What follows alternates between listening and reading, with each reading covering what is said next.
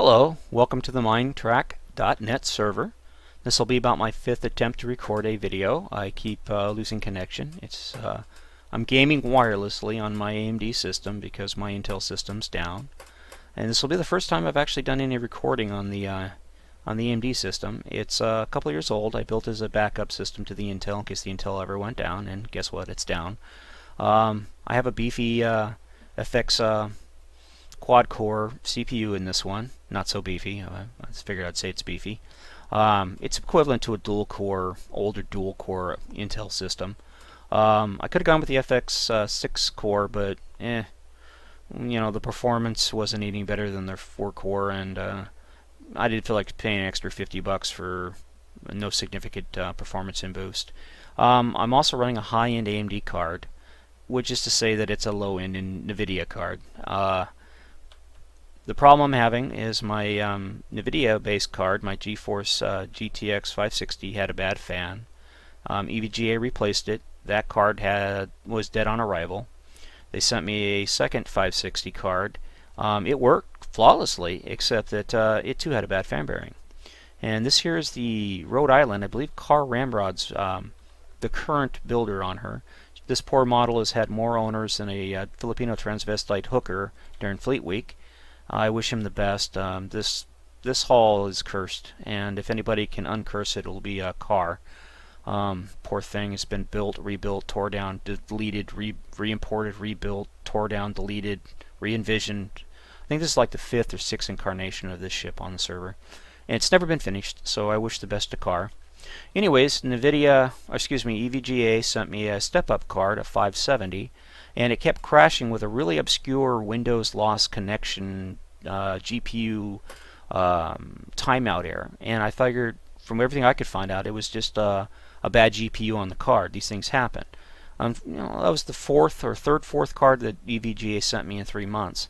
So they replaced it with another 570. The card works, beautiful, it runs great.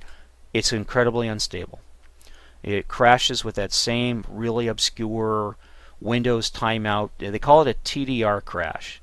Basically what it is Windows loses connection with the GPU and assumes that the system's about to crash, so it preventively shuts down the drivers to prevent the system from crashing, which causes a crash.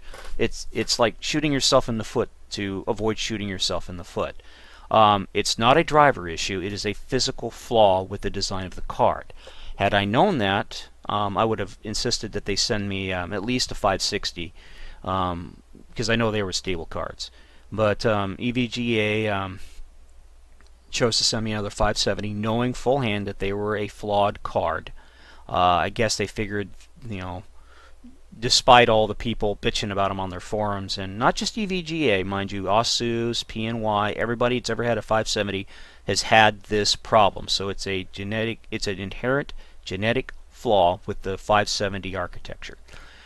At any expense, I got a hold of EVGA yesterday and talked to their tech support guy, and I was in a huff. I will admit I was pretty pissed.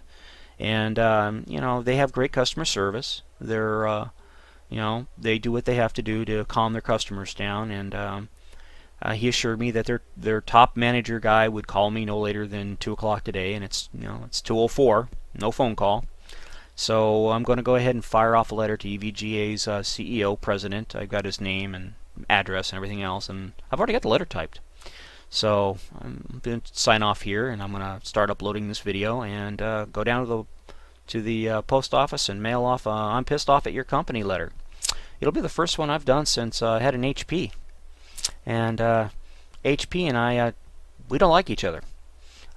They kept sending me older and older pieces of shit computers to replace the one brand new computer I had.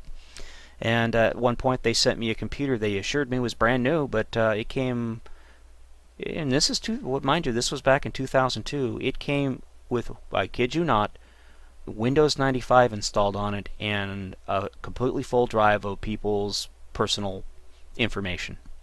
It was reminiscent of the time that back in 07 that Western Digital replaced one of my hard drives with a hard drive that was full of personal information that somebody had evidently sent that drive in to be fixed, and they promptly sent it out to me. So I'm not a fan of Western Digital or Hewlett-Packard in any way, shape, or form. I buy Western Digital drives because they're the only drives on the market that appear to be reliable enough to keep around. But then again, if you RMA something, chances are really good they're going to send you a refurbished piece of shit. So just be forewarned that lifetime warranty doesn't mean new product. It means used, crappy, old, returned, nasty, broken shit is going to be sent out to you. And that seems to be the problem with EVGA right now, is they're sending me deeply flawed and mechanically broken cards. And this will make the 5th card, and I'm not a happy camper. And at this point, I love EVGA as a company, great customer service. I am not going to recommend their product to anybody. One of my systems has an EVGA motherboard in it, and I'll tell you straight up, it's a great motherboard. I've had no problems with it, but I have recently been checking into the quality of a lot of EVGA products, and now I am petrified and seriously worried.